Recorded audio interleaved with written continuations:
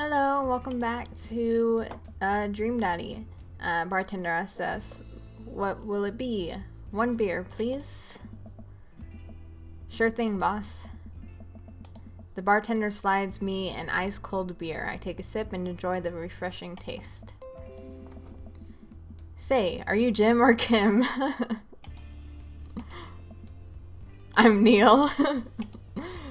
Oh. How disappointing. I awkwardly turn my attention to the game, all capitalized, which is playing on one of the TVs on the wall. As luck would have it, my team of preference is not only playing but is currently in the lead, which is always a good thing. The brightly colored mascot, which is some kind of animal, does cartwheels. I silently cheer on my favorite team, hoping that I don't get into any confrontational arguments with a fan of the opposing team. Always a concern. Several people in this bar are wearing the distinctive colors of the team I dislike, although I believe from their demeanor that, like me, the passion for their team is all in good fun. Cool. A middle-aged woman holding a nearly empty wine glass sidles up to the bar and sits uncomfortably close to me. Weird. Hey, sailor. Oh, hello.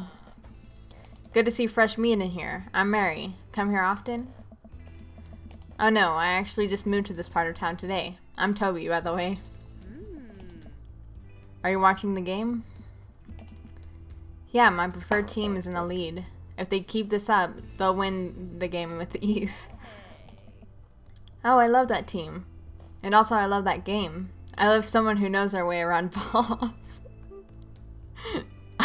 I definitely know my way around balls. I'm getting the impression that she's a little drunk. Buy a gal a drink?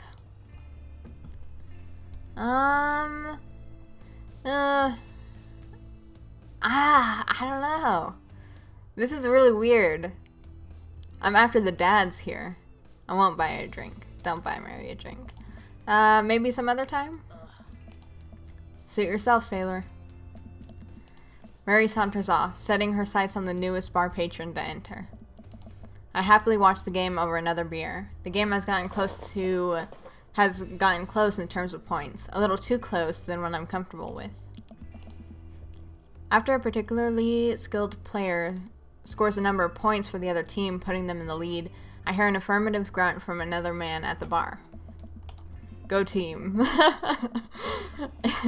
Me. It's the brooding man from the coffee spoon. He sits alone, sipping whiskey and watching the game as well.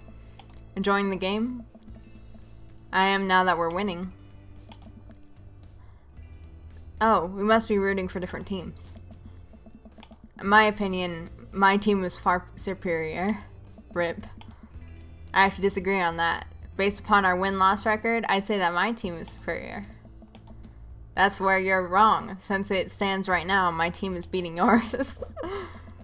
It's true. The conversation ends there, and we both go back to silently rooting for our respective teams. The game is close, with both sides playing their hardest to win, but in the end, my team prevails. Quiet cheers ripple through the bar. I raise a respectful glass at the man drinking whiskey. He raises his in response. An unspoken truce is formed between us based on mutual love for the game. He motions to the bartender, who pours 2 glasses of whiskey.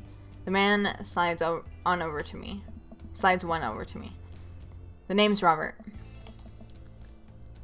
Thanks, I'm Toby. You must be new here. Mary already hit on you? Yeah, she did. Yeah. Robert chuckles. She's a peach. Well, you picked the best bar in town. As slimy as it is, you'll never find a better spot than Jim and Kim's. Is there actually a Jim or Kim that runs this place? No, that'd be Neil. Neil waves from across the bar. Good guy, Neil. Not enough Neils in this world. Agree. Okay. You a whiskey fella or a beer fella? Beer, but I'll drink most things. You like shots? I love shots. Thank God. Robert nods to Neil, who serves up 2 shots of whiskey. He hands one to me. Here's to your health. We take the shots. The whiskey burns going down, but I try my hardest to look tough. Wait, I think this is what making friends is. Wow. Okay, Toby, this guy's out of my friend league, but I think if I play my cards right, we'll be pals in no time. And this is where it all goes downhill.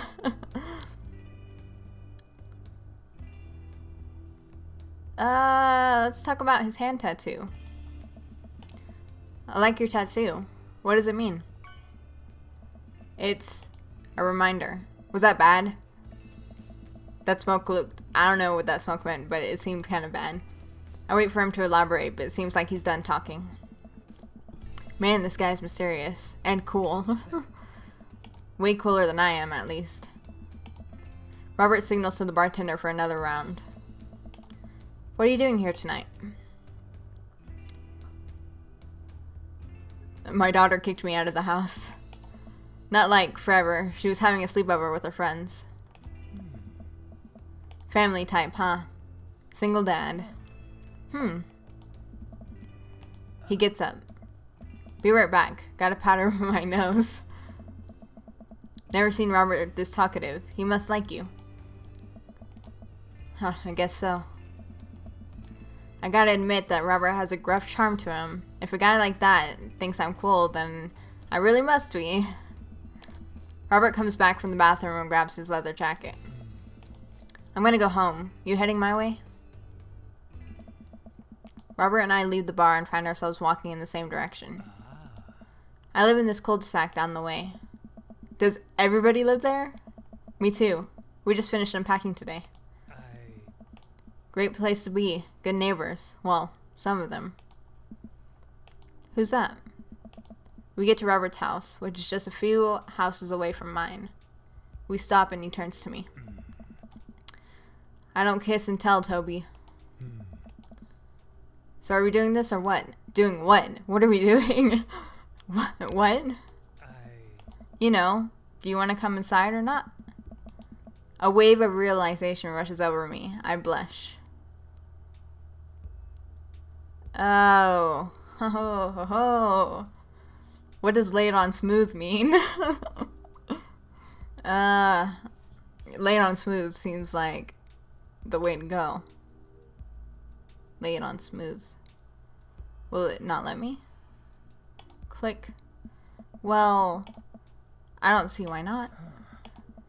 That's on the smoother in my head. Let's do it. Dang, first day. I'm already... I follow him up to his door. He fumbles with his keys for a second and unlocks the door, leading me inside. The moment the door closes behind us, he pushes me up against the wall and kisses me, grabbing my hips. Dang, this game got real fast. Come on. Am I gonna have to, like, put, like, warnings on this video? Robert takes my hand and leads me up the stairs and into what I assume is his bedroom, but it's so dark that I can't see anything but Robert's intense expression. That's real. He kisses me again. I can hear him shucking off his jacket. Dang, it's only the first day. When I played this first, I just went to sleep. Like, I never ended up going to the bar, so this never happened. I guess we're doing his route first then. Dang. I clumsily take off mine, too. His hands run down my chest, and suddenly he's tugging at my belt. Okay. I don't normally do this. Do you want to stop? Do I want to stop? I don't know. I don't know if I want to stop.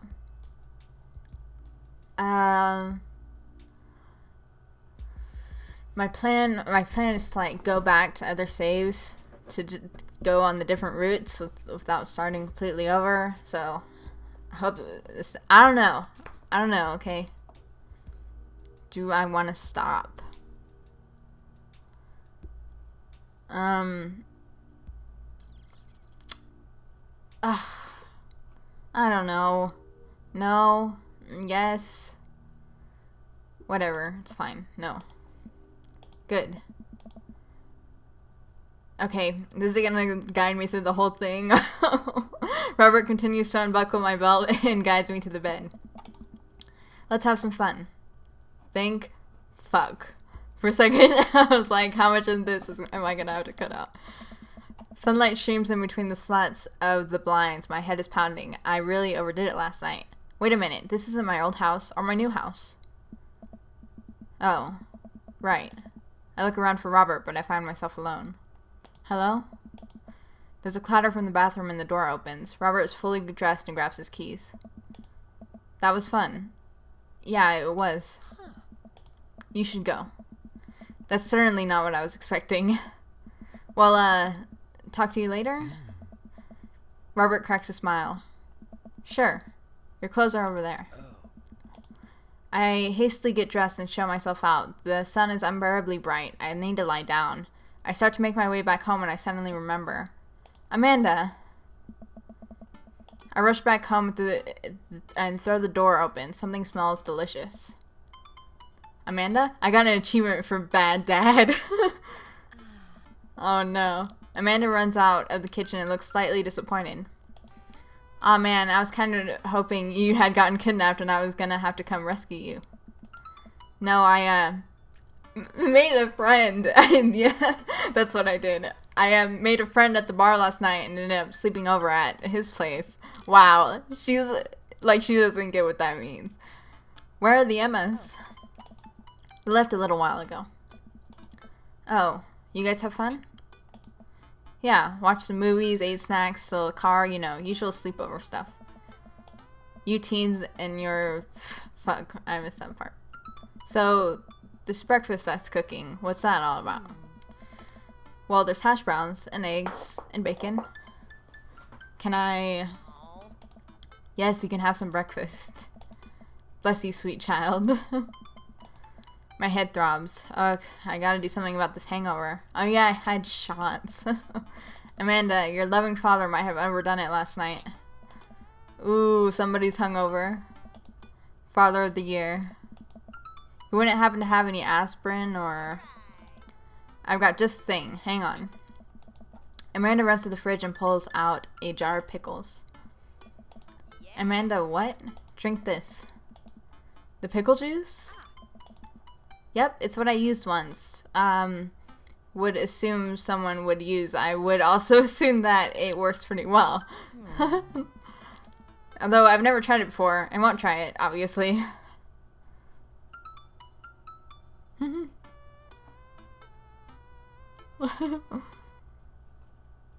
Who?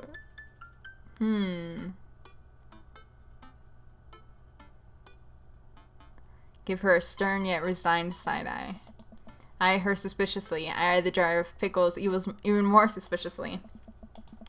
This better work. I down a sip of the tart juice. No, more than that. Way more than that. I mean, I assume. Watch it, you. I drink more pickle juice and help myself to the delicious breakfast that Amanda has graciously allowed me to partake in.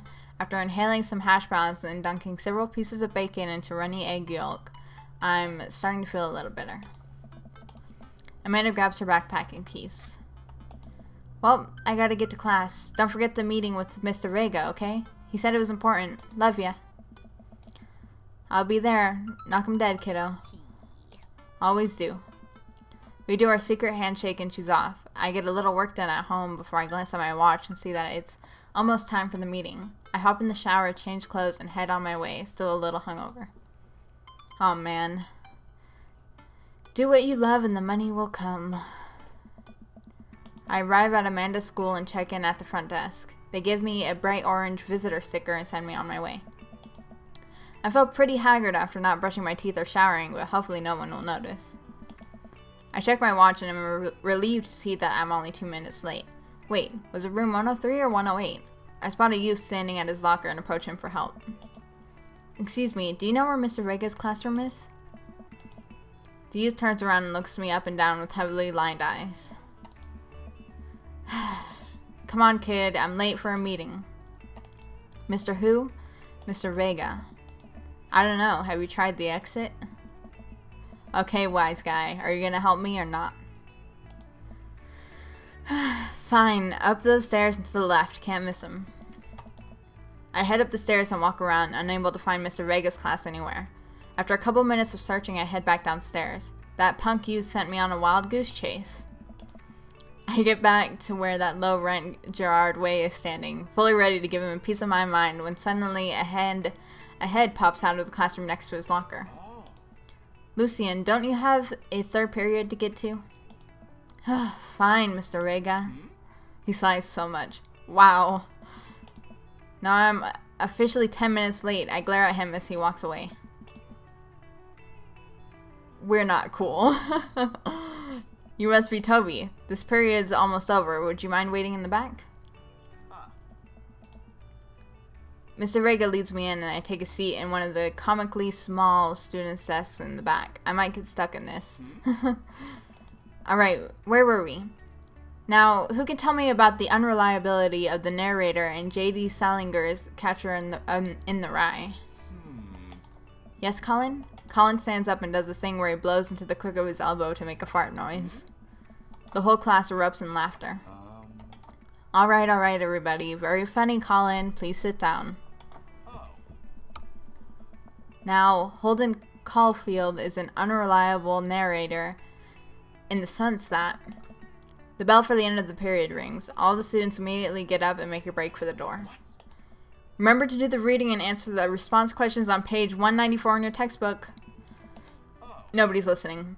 Or not, I guess. Mr. Rega turns to me and sighs. Middle schoolers, right? Totally.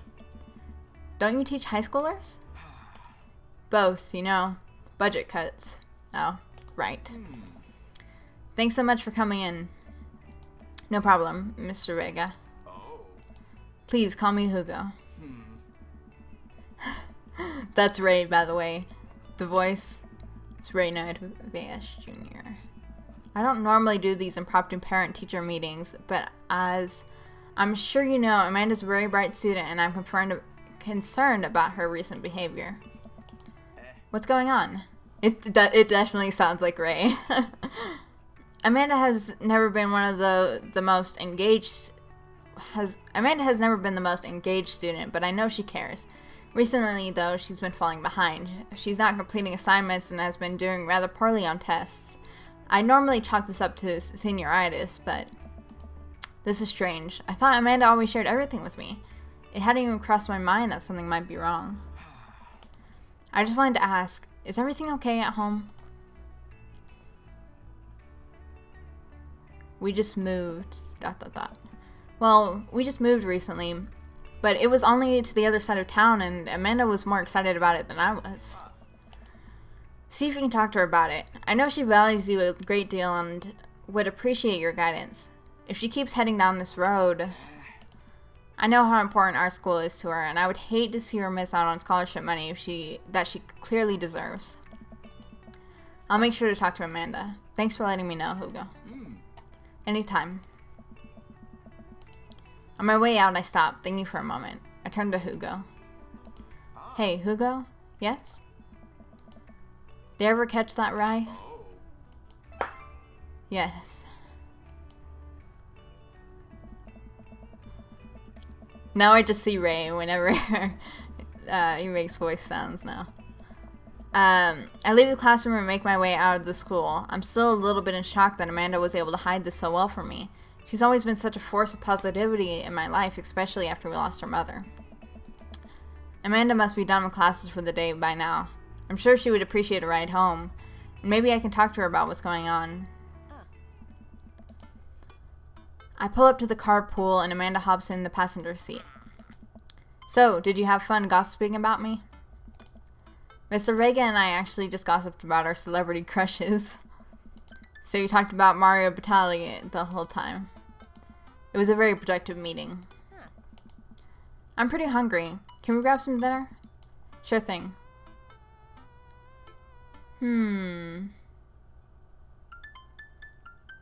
Let's go out. Let's go to the mall food court.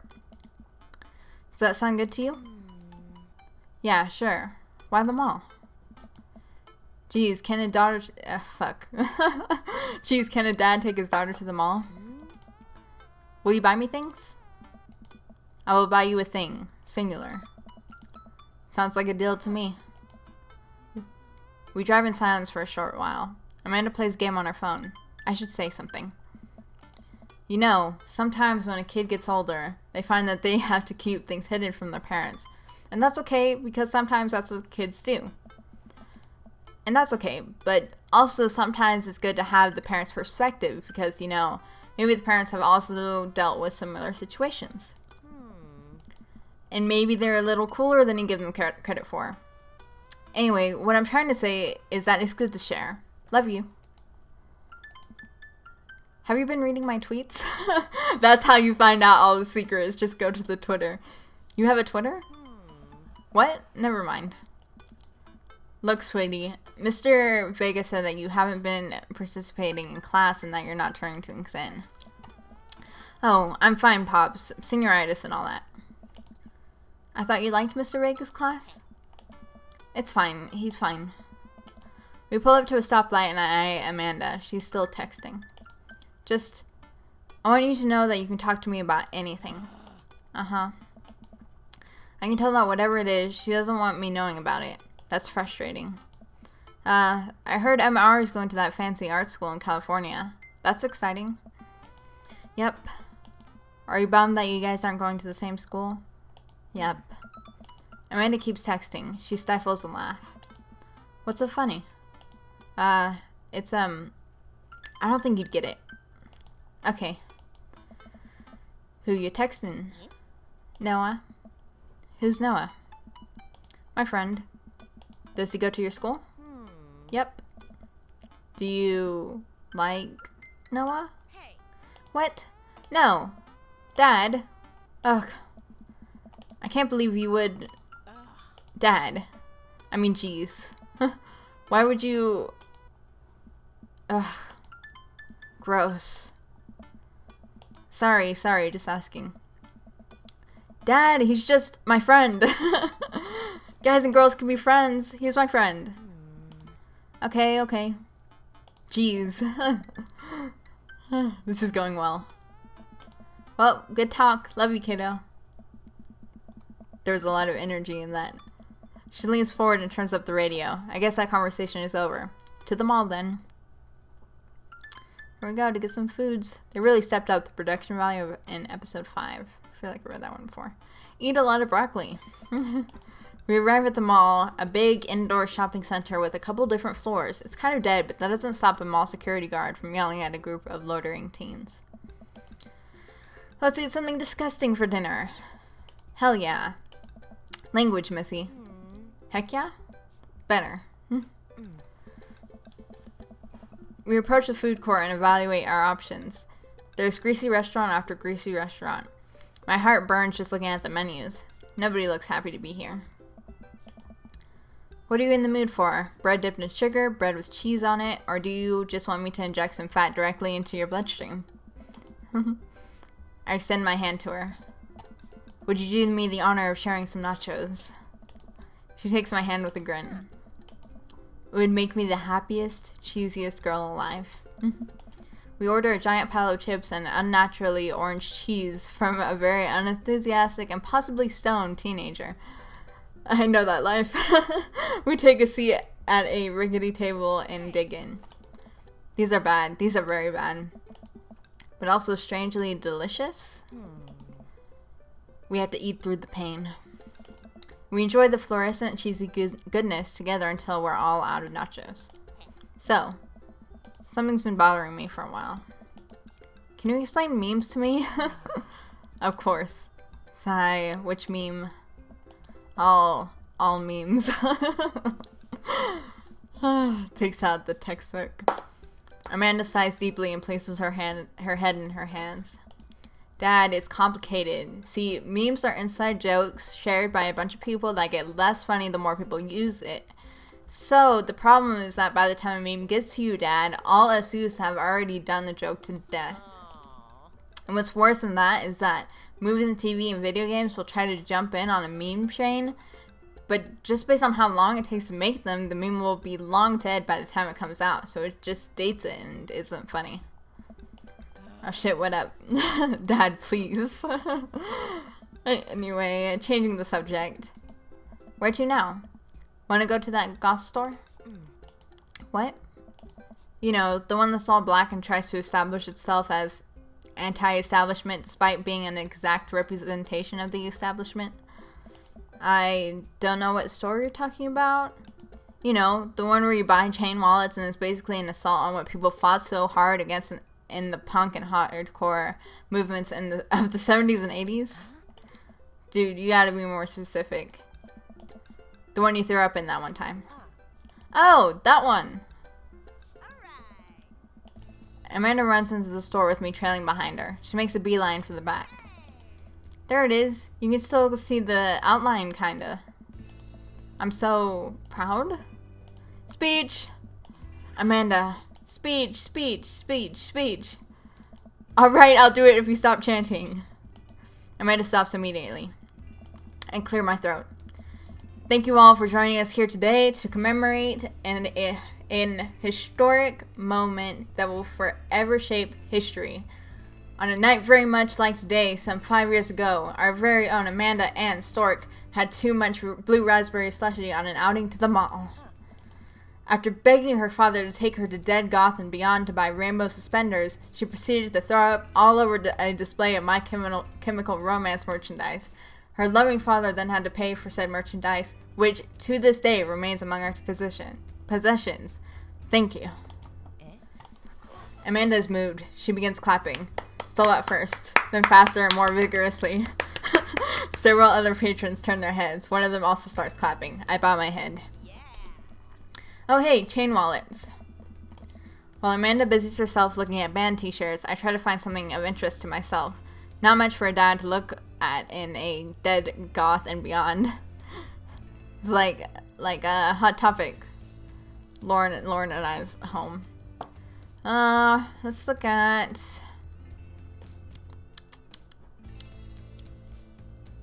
the ironic mugs. I'm suddenly stricken by existential fear. If there's only one number one dad, then why are there so many mugs here that say that? This whole time I thought I was the only one. If I'm not number one, where do I place on the global dad ranking charts? I have work to do. Look, this is very important to me. I overhear a stifled argument over at the cash register. An older gentleman is carrying a garment and showing it to a bored-looking cashier with pink hair. I can see that. Don't know what to tell you, dude. I just work here. Listen, when I bought this online, the website said this blouse was Victorian expired. However, when I received it, it clearly held the trademark of Edwardian dressage. Clearly. So you want a coupon? I can give you a coupon. Will you leave if I give you a coupon? Is there a manager present? People have to know what they're buying. I am the manager. I see. Well, it would seem that I have overstayed my welcome. Good day, shopkeep. Your superiors will receive a strongly worded letter by post. Whatever, dude. The man rolls around and storms out. His literal coattail is trailing behind him. I can't tell if they were Victorian-inspired or Edwardian in nature. Amanda trots up to me with a t-shirt in her hand. Oh boy, here it comes. Hey, Datron 5000. Yes, I'll buy it for you. Wow, that was easy, thanks. At least it's only one this time. Amanda plops his shirt onto the counter and grins at the cashier. I love your hair. The cashier says nothing and rings Amanda up, radiating hatred. I hand her 20. So what was that guy's deal? The cashier rolls her eyes so hard I'm worried she'll pull something. That's Damien. He's in here all the time. He's obsessed with Victorian fashion or whatever. She hands Amanda her bag and it's clear the conversation is over. We make our way out of the store and head home to get some rest. Amanda and I sit on the couch, trying to find something to watch over bowls of ice cream. Oh, cool. Long Haul Paranormal Ice Road to Ghost Trekkers is on. A classic. Your favorite, right? Oh, hell yes. They have to make it over the Canadian tundra before the ice road melts, but also they're hunting ghosts. Lauren and I watched a show like this one time. Also, the trucks are haunted. This is an episode I've already seen, but it's one of the best. Callum and Flint Dogbone, the twin brother truck driving and ghost hunting duo, find themselves in the greatest peril yet. Oh no, the ghost done got control of the truck. I can't steer on them there damn ice roads. Let me use this EVP meter to try and communicate with the spirits. Flint, we're about to die. Almost got it. If you listen carefully, it sounds like it's saying, you're going to die. That's because we are going to die, you. This is art. Is this the last episode? The episode ends and Amanda excuses herself to go and start arguments on the internet. I stay up a little longer, curious about the exploits of Callum and Flint Dogbone after their disastrous ice road accident. Afterward, I crawl into bed and get a good night's sleep. Is this my first good night's sleep? Moving Pictures is hands down the best Rush album. I don't know what Rush is. Shit. Rip, dude. The Z's, back with the Z's. Morning, sleepyhead. 5 more minutes. You have never ever let me have 5 more minutes, so get up. Fine. We have cereal for breakfast and spend the morning putting together furniture. Amanda is much better at interpreting the tiny manuals. We're able to put together a few shelves and one desk, but I'm pretty sure it was supposed to be a bookcase. So you excited for the cookout today? Oh shit, that's today. If there's food, I'm excited. I'm all over those terrible store-bought sugar cookies that everyone brings to parties. Yeah, those are bad. which means there are more for me. Don't you want to meet some of the people in the neighborhood? I'll probably end up standing uncomfortably in the corner with a plate of food and hope that nobody talks to me. Honestly. Dad, you are a beautiful work in progress. We will get that butterfly to emerge from the cocoon. The social butterfly. Well, we better start getting ready. We definitely don't want to be late. What? No, we have to be fashionably late. Who shows up at a cookout on time? Honestly, I mean, come on now.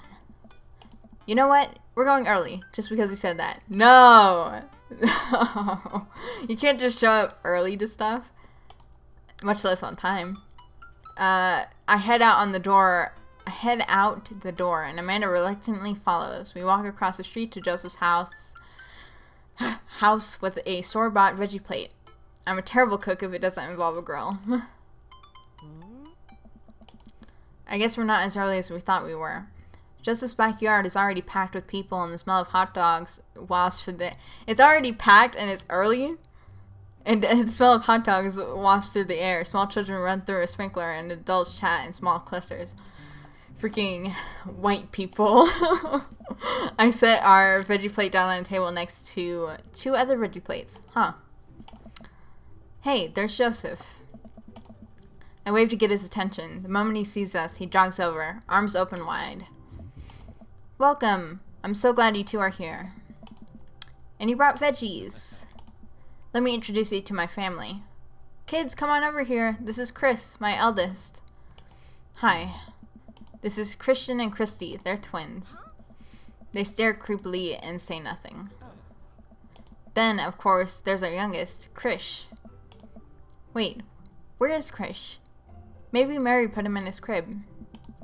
Oh no, it's the woman from the bar the other night. What is she doing here? Oh, and how could I forget my lovely wife, Mary? Wife, she's married. I knew there was something shady about that lady. Joseph pecks her on the cheek. She smiles. Mary, sweetheart, did you put Krish to bed? I have to go look for him. You lost? What? You'll have to... Joseph takes a moment and regains his composure. This doesn't seem like a very happy marriage they got here. Mary, this is our new neighbor, Toby, and his daughter, Amanda. I'd shake your hand, but I have a glass of wine that I need to tend to. I love her. Nice to, meet you, Mary, for the first time. Charmed. Well, I have to go over there now. Mary leaves. Oh god, this is so awkward. I wonder if Joseph knows. I wonder if Mary knows that Joseph knows. I wonder if Joseph knows that Mary knows that I know. It takes all of my energy not to run away from the barbecue and start fresh in a new city. Yeah, this is so dramatic so far. My wife has a wonderful sense of humor, but please, you two enjoy the barbecue. All the guys are really excited to meet you. Wow, I think I've actually met everybody else. Great, I bet you're excited to get to know everyone better. Hope you both enjoy yourselves. Amanda and I mill around and try some of the food spread out on the table. I pick at some deviled eggs. And Amanda grabs a small paper plate and immediately begins piling it with baked goods. I don't want to have to make friends. Come on, Dad, who are you going to party with when I go off to school? But I don't want to have to do pleasantries. Dad. They're going to talk about weather. Go, do it. Make a friend. But how could I possibly abandon my only child at a social function? That's bad parenting. This plate of cookies is my new dad. Bye. Did she just disown me? For cookies? Amanda shows me into the center of the yard. Well, here goes nothing. I look around the party and am surprised to see some familiar faces. Isn't that the barista from the Coffee Spoon? Oh dang, Robert's here? Didn't that guy throw a frisbee at my head? Isn't that the guy who was throwing a fit in Dead Goth and Beyond? Isn't that Amanda's teacher? Hey, I know Craig. But wait a second. All of these people live in our cul-de-sac? That can't be right. I'd better investigate. Ooh. Let's not talk to Robert first. Don't want to seem too desperate or anything. Gotta be casual. Let's talk to... Well, I was just talking to Joseph, so I guess we'll go with this one. Matt, Hugo, and Craig. Matt and Hugo seem to be embroiled in an intense discussion. Craig looks on, smiling politely. I walk over to say hello. Well, I don't think it's fair to try and compare two art movements like that. Periods in art only exist because they're a unique byproduct of the social and political climate of time and space. Time and space. Fucking, I love space, but that's not what he said. Time and place, and try to take something like, say, the Rococo period and compare it to postmodernism in America. You're completely disregarding the context in which a work of art is created. Matt and Hugo seem to be so busy talking that they don't notice me. Craig leans in. Dude, I have no idea what's happening. Let's talk to Craig. I turn my attention to Craig, who seems a little more attentive to my existence. How did resistance training go the other day? Great, Little River here is a great cheerleader, aren't you, tiny bro? Craig grabs... What do you want? I want to get Sage. Get Sage. Sage, go. Sage. Jeez. Good girl. I turn around and my sister's just standing there in the doorway like a creep. Craig grabs River's arms and waves him around. You can do it, Dad. I'm so proud of you. I'm sorry for pooping on you.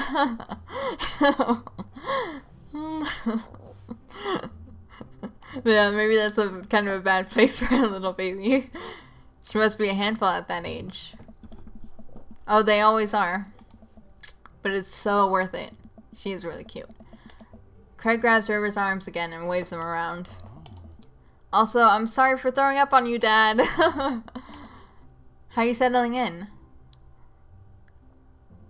Almost done.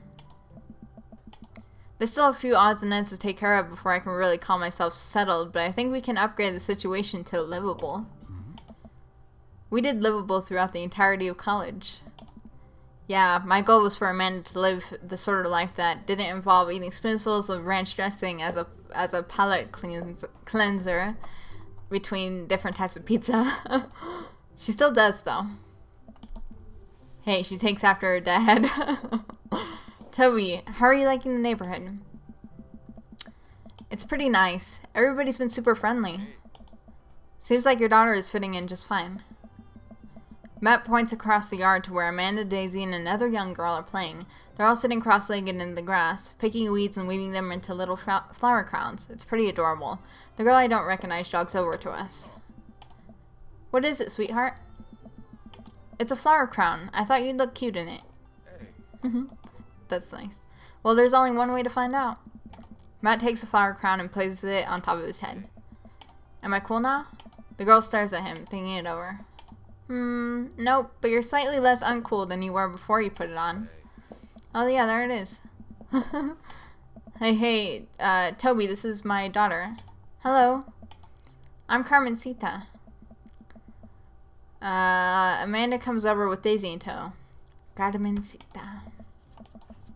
Dad, look, I'm making friends. Are you making friends? You better be making friends. Yeah, actually, Amanda, you remember the cool barista from the coffee shop, and my old college friend, and your teacher. Oh, hi, Mr. Vega. I didn't realize we were neighbors. Yes. Yep. You still gonna get me that overdue term paper? Aww. Great seeing you. Amanda finger guns her way out of the conversation like a champ. She learned the finger guns move from me. I'm very proud. She's definitely a charmer. Speaking of which, where did my son go? Sweet Manchego. Sweet Manchego. I fucking... Hugo looks around the party. He must finally spot him because his eyes go wide. Whoa. Ernest Hemingway Vega, are you smoking? Ernest is holding a lit cigarette. Nope. I see Ernest across the way. He casually takes a long drag of his cigarette and then flicks it into a gutter. Oh. Edgy. Unbelievable. Excuse me. Hugo marches over to Ernest and I turn my attention to Matt and Craig. Kids, right? Man, I do not envy Hugo. The last barbecue we had, Ernest tried to shove a sparkler down Joseph's pants, nearly burned down half the yard. And the barbecue we had before that, he actually burned down half the yard. The yard. Yes. And then it spread onto my lawn and it burned down half of my yard too. Hugo walks back over to us, practically dragging Ernest behind him. Oh. Hey, Hey everybody, sorry about that. Toby, this is my son, Ernest. Hello. Ernest looks away, sulking, his hands shoved deep in his pockets. Hugo nudges him impatiently. Hey. Nice to meet you, Ernest. What grade are you in? Does it matter? Oh. Ernest. Okay, I'm in 8th grade. God, are you happy now? I'm sure you were just dying to know. 8th grade. What an edgy teen. Or, yeah, good for you. Can I go now? Edgy preteen. Can I go now? I'm tired of talking to old dudes who blame my generation for the failing economy. Ouch. Ernest.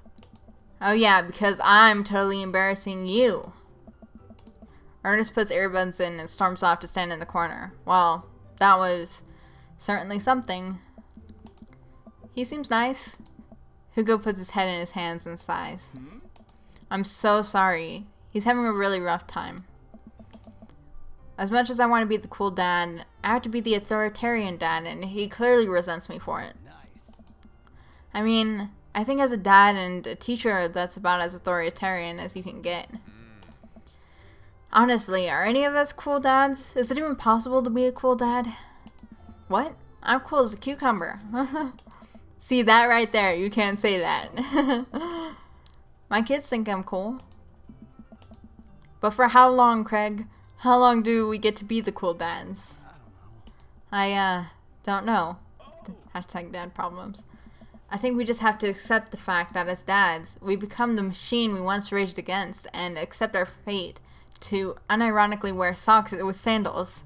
Your kids may think you're cool now, but the moment they hit puberty, you're doomed.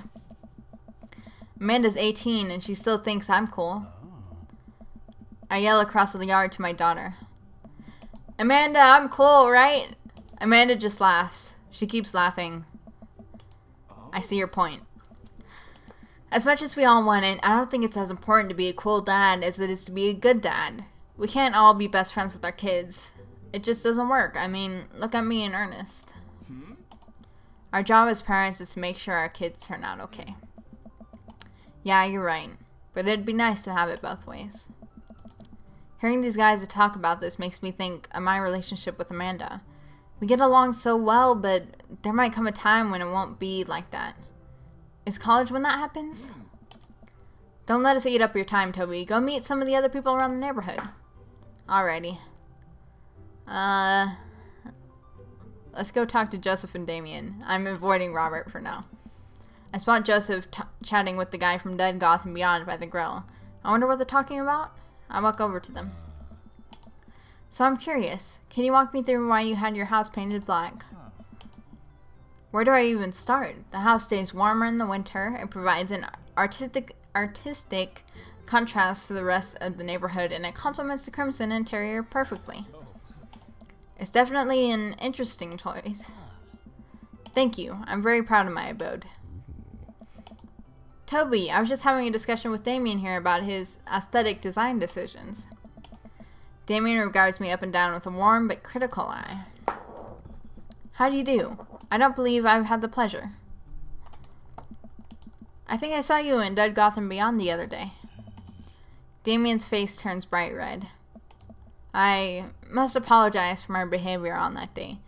You see, I take the goth lifestyle very seriously, and to be caught in a ruse by such a corporation as Dead Gotham Beyond was profoundly frustrating indeed. I hope you know that while my anger may have been justified, it was no such way for a gentleman to act. It's okay, man. Do tell me about yourself. Are you new to the area? I am indeed. Yes, my daughter and I just moved in the other day. She was the one I took to Dead Goth and Beyond. Very good taste on her part. Does she partake in the goth lifestyle? I think for a second. I look over at Amanda, who's hanging out with some of the older kids in the neighborhood. Hey Amanda, would you consider yourself goth? Amanda yells back. I wouldn't necessarily try to fall under any one specific label, but I guess if I had to choose, I would more describe myself as twee hipster than some normcore leanings. Bats are cool though. Ah, pity. Are you enjoying the party so far? Oh, definitely. Thanks so much for putting this on. It's nice to be in a cul-de-sac where everyone is so friendly and welcoming. Amanda walks up to the conversation. I also like The Lost Boys a lot. Really good movie. Does that count as goth? That it would, my dear. I don't believe we've had the pleasure of meeting. Damien Bloodmarch, at your service. Damien finishes the sentence with a flourish and a bow, producing a single rose and offering it to Amanda. Amanda blushes and returns the gesture with a curtsy. My, do you know how to treat a lady? Hello, Amanda. Seemingly out of nowhere, Joseph's twin kids appear. Are they speaking in unison? What a creepy couple of kids. Hey. Won't you come play with us? Come play with us. Forever. Guys, enough with the creepy twin shtick. We've talked about this. Christian and Christy slowly back away. Where do you think they got that from? Mary pops into the conversation, wine in hand. I don't know. Mary takes a long sip of the wine. I think I might have taped over VeggieTales VHS with The Shining. Who knows? Jeez, wow. What good parenting. The fucking Shining. She takes another sip of her wine. Where's Krish? Come on. Wasn't he with you? You had him a moment ago. He's probably stuffing dirt in his mouth. He'll be alright. Toddlers are pretty resilient.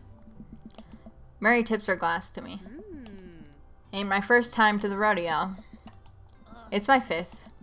I have squeezed 4 little... Sweetheart, would you do me a favor and please find Krish? That would be great. I'm sure he's fine. Mary. Okay, geez. Mary finishes her wine and wanders off. She has some issues. Dad, can we go now? Oh, there's that kid. Ah, Lucian. Have I introduced you to Toby yet? Hey, it's that punk from Amanda's school. I remember you. We're not cool. Whatever.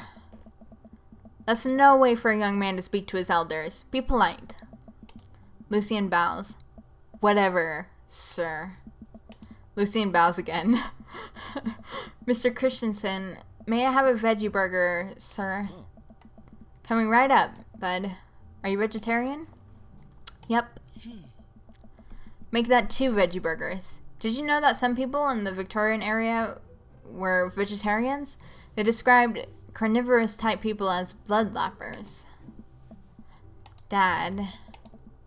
That's really interesting, Damien. Joseph turns to the grill. Just a hint of a tattoo peeks out from underneath the sleeve. I can't believe I didn't notice it before. It looks like the bottom of an anchor. You know he's lame. That's a tattoo. Whoa, is that a tattoo? Yep, I wasn't always a youth pastor, you know. That's so cool. Want to see mine? What? Lucian pulls back some rubber bracelets, revealing a lopsided 666 in black ink. Edgy. My buddy gave me a stick and poke tattoo last week. I think it's healing up pretty good. Lucian. We'll talk about this later. That's pretty cool. What's the significance of the tattoo? I don't know. I just thought it looked sick. Well, in my opinion, the only reason you need to get a tattoo is because you want one. Careful though, that number carries weight. He seems cool. Man, Joseph is a way cooler youth pastor than I thought. I just figured youth pastors popped out of the womb with a Bible. I wonder what he did before preaching. Okay, well I guess we're talking to Robert and Brian now. I walk over to Robert and Brian, who are chatting over drinks, determined not to be weird about what happened that night. I hope Robert feels the same. Hey, guys. Not awkward at all. Toby, how the heck are ya? Settling into the neighborhood alright? Oh, you betcha. Got the living room in order, at least. That's great to hear. I've been doing some living room work as well. Finally got the 50-inch in there. The game looks great in high def. Oh boy.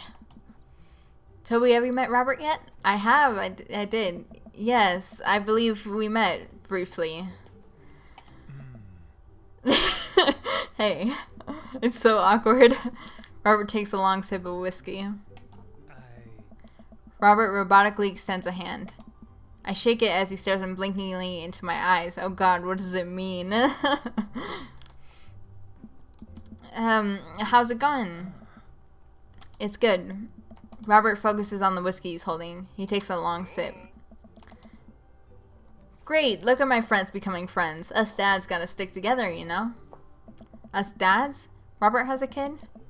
Oh, I didn't know you had kids. Robert continues to stare at me. Jesus, does this guy ever blink? Yep. This is so awkward. Cool, that's cool. We stand in incredibly uncomfortable silence for several minutes until... We gotta get off this haunted truck. Oh no, the ghost locked the doors. Daisy and Amanda run up to us. Thank God. Quick, hit the emergency escape button. But trucks don't have emergency escape buttons. Then hit the brake, I guess, and then we'll get out of the truck. The imaginary truck. Anyway, we're safe from the ghosts, but how will we ever survive this Arctic tundra? Daisy, you might have to eat me. Are you prepared to do that? I'm prepared to do anything to survive. She's ready. That's cold-blooded. I like that. Although I'm not sure I have the materials required to properly cook you. Wait a second. Are you guys playing Long Haul Ice Road Paranormal Ghost Truckers? That iconic fucking show. Yeah. Amanda and I love that show. It's the best, especially that episode where Callum hides Flint's keys and Flint retaliates by breaking an ancient cursed urn and sending the spirit after him. Yeah, it's such quality reality television. Yep, I agree. All right, Daisy, I found us a couple of bugs. They're gonna make a great meal. Lots of protein. Gonna keep us from starving out here in this harsh, icy wasteland. Where there's a whole table of food right over there. Daisy, it's a game. We're playing pretend. It's what kids do. Live a little. Amanda gives Daisy a handful of gummy worms from the snack table. They eat them with mock disgust. Let's go find kindling for a fire. Okay, but not an actual fire. Because we're playing pretend? Now you're getting it. Robert just snuck off. Daisy and Amanda run off. What a cute couple of kids. I turned my attention back to the conversation, but wait, where did Robert go? I skim the party and finally find him in the corner talking to Mary. Does he not want to talk? This is so sad. Man, I've never seen her get along with anyone so quickly. I snap out of my Robert-induced haze. I guess Amanda just sort of has a way with kids.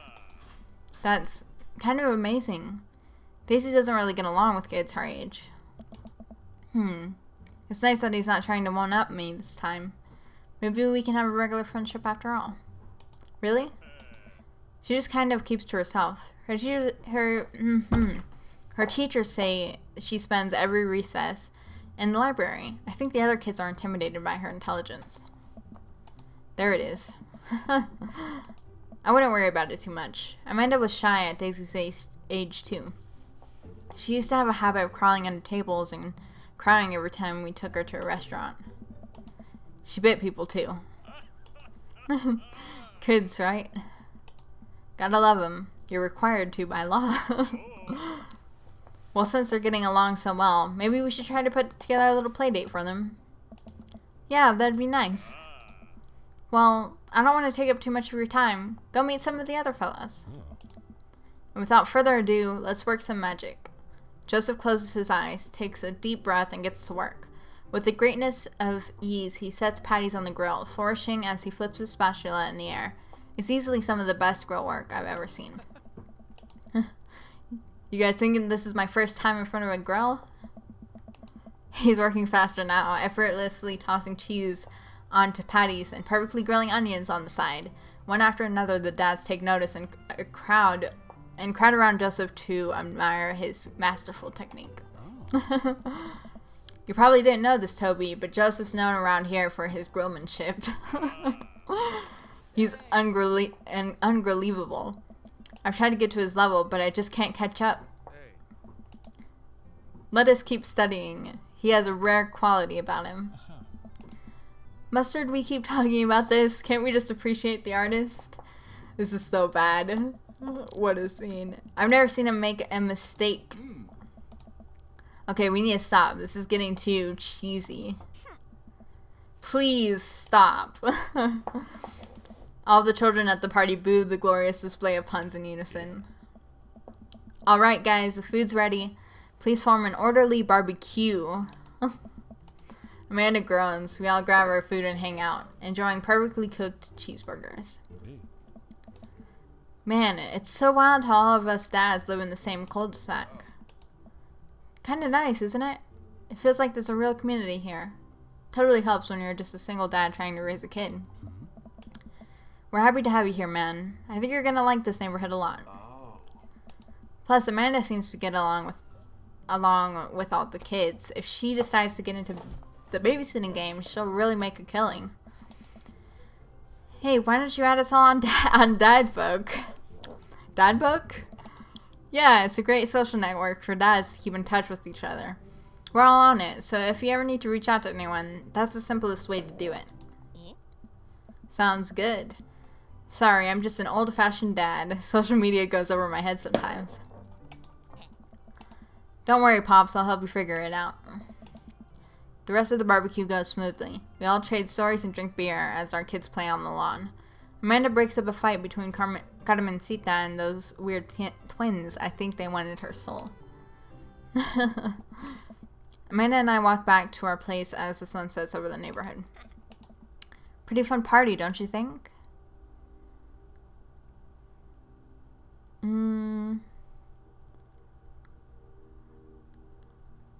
mean, I got a burger in me. Sweetie, if I can impart any sort of wisdom upon you right now, and not that this was a bad situation, but if you're ever in an uncomfortable situation, always look for the silver lining. The silver linings get you through to the other side. We ate Rockenbergs today, and it was good. Amen. Well, hey, at least you met some other cool dads. You should hit them up on Dad Book. Maybe I will, if I ever figure out how social media works. I have a good feeling about this place. Me too, Dad. It's never too early to invest in personal IRA. I don't have that great of a feeling about this place. I feel like we kind of fucked things for us and Robert. It's so awkward now. Amanda and I arrive home with the remnants of our veggie plate. Seems like nobody was really into the cauliflower. Any big plans for this evening? Actually, yeah. I'm going out with some friends. Oh. Is that okay? Of course. Just keep me posted. And be home before midnight. You got it. And be careful. I will. Make good choices. Of course. And call me if you need anything. Dad, you're not going to do the thing where you wait silently for me to come home in the living room with all the lights off, are you? What? No. I've never done that, and I will never do that. Okay. Do you have plans tonight? My plans were kind of to eat ice cream and watch TV with Amanda, but I'll find something to do. I'm gonna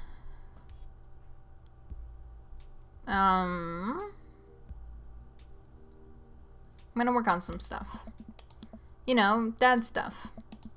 I'm just relaxing tonight. Have fun, okay? Great, see you later. I watch Amanda drive off into the night. I really do hope she has fun. I plopped down in front of the TV and turned on some Wine and Dine Mastermind with celebrity chef Gavin Chapman. Looks like Gavin's making a roasted rack of lamb with rosemary mashed potatoes. That's pretty lit. I'd love to be able to cook like that. Although I think if I was really good at cooking, I'd use my powers for evil. Like, just making baked Alaskas all day instead of any food of real such a long word. Nutritional substance. Man, Gavin Chapman just caught that thing on fire, but he meant to do it. What a pro. I lose track of time as I blaze through several episodes of Wine and Dine Mastermind, and also one episode of some cooking show called Meat Hell. I'm not even sure what that one was about. It was just a lot of yelling. I glance at my watch. Man, it's almost midnight. I should check in with Amanda. I send a text. Hey kiddo, you good? I wander into the kitchen as I wait for a reply. Amanda's phone is almost always in her hand, so I'm sure she'll respond soon. Unless she's driving home now, in which case I hope she doesn't respond soon because I definitely taught her better than to text and drive. Yeah, that shit's dangerous. I reach into the freezer and grab an ice cream sandwich. It's a little late for this, but I think I earned it out of a long day of socializing. Me too. I check my watch again. And then my phone. Nothing yet. Okay, see, now I'm worried. Do I call her? Do I call the cops? I'm getting anxious too, to be honest. No, it's too soon for that. I'll just send her a gentle reminder text. What's up? Half an hour passes. Now I'm really worried. The episodes of Gavin Chapman's Meat Hell are not assuaging my anxiety, but possibly exasperating it with all the yelling, so I keep pacing around the house, waiting for her to come back. Why didn't I find out where she was going? Who was she with? Why don't I know any of her friends' phone numbers? Why don't I even know any of her friends' full names? Who is Emma P? I decide to send her another text. Amanda, please text me and let me know you're okay. I can't help but think of all the awful things that could have happened to her. Oh, thank God, it's her. Amanda opens the door and shuffles in. Finally, she's back home. I'm glad she's okay. Sup? Don't you sup me. Sweetie, thank God you're safe. Yep. But now that I know she's okay, I'm really mad. Why didn't you answer my text? Amanda pulls her phone out of her pocket. Oh. Whoops, I guess I didn't see those. She starts to walk to her room. Amanda Ann. Whoa, we're pulling out the middle name now? Amanda, you came home an hour and a half after your curfew and you didn't respond to any of my texts. You really freaked me out. I was about to call the cops. Dad, you're seriously overreacting. You're not going to be like this when I go out to school, are you? I was scared. You weren't responding, and it was just like when your dad. I have to stop myself from tearing up. I think that was because we chose your mother instead of your father, so I think that meant like when you're a mom. Oh, Dad, I didn't mean to. I sit down on the couch, put my head in my hands. I feel very tired all of a sudden. You really scared me. Just, please don't do that again. Alright. I'm gonna go to bed now. Amanda closes the door to her room and I head to mine. Jeez. As I'm falling asleep, one thing she said keeps echoing in my mind. You're not gonna be like this when I go off to school, are you? That's some intense shit. I definitely didn't sleep well last night. I brew some strong coffee and make some scrambled eggs for Amanda as a peace offering. She eventually wanders into the kitchen. Hey, I thought about what you said last night.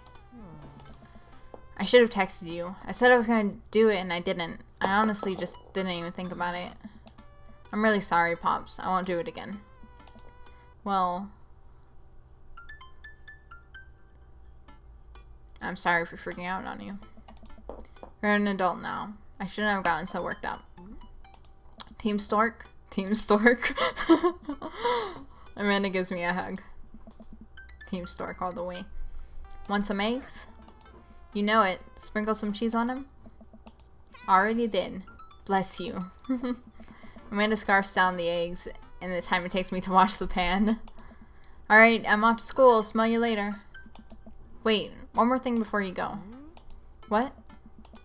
What's Dadbug? It's a social media platform. Wait, what? What's a social media platform? Dad, I have to go to school. Come on, Amanda. I'm an old man. I can't put together a Dadbook profile on my own. Alright, I'll help you sound interesting on the internet. Amanda spends the next couple of minutes setting up my profile on Dadbook, which it turns out is a place where dads can get together and talk about fatherhood. Turns out. Alright, Pops, we gotta fill out your profile. Let's get some likes and dislikes. Ooh, I get to fill out my profile. On a Friday night, you are most likely to... Netflix and grill.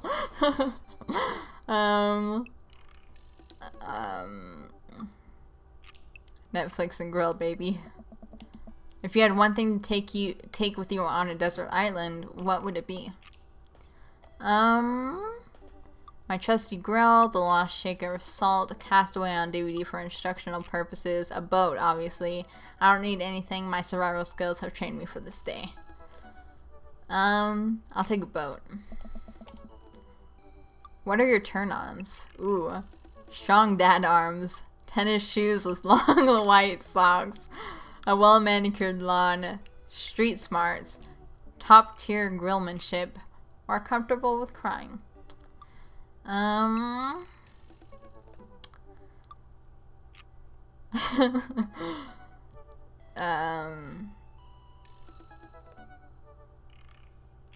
don't know, it's between these two. I'll go with strong dad arms. What did you want to be when you grow up? A technical writer for manuals and instructionals, salty boat captain, pro skater who is also an astronaut, a good father, or the president of space. President of space sounds accurate. What's your favorite movie genre? War documentaries, Sean Connery's entire filmography, anything on Laserdisc, romantic comedies, Whatever will make you cry. Old comedies that haven't aged well. I'm gonna go with that one. What's your ideal date? Napping together, doing a 1,000-piece puzzle together, eating a healthy dinner at 4 p.m., trying to geocache but getting hopelessly lost, arson, or being emotionally vulnerable. My ideal date.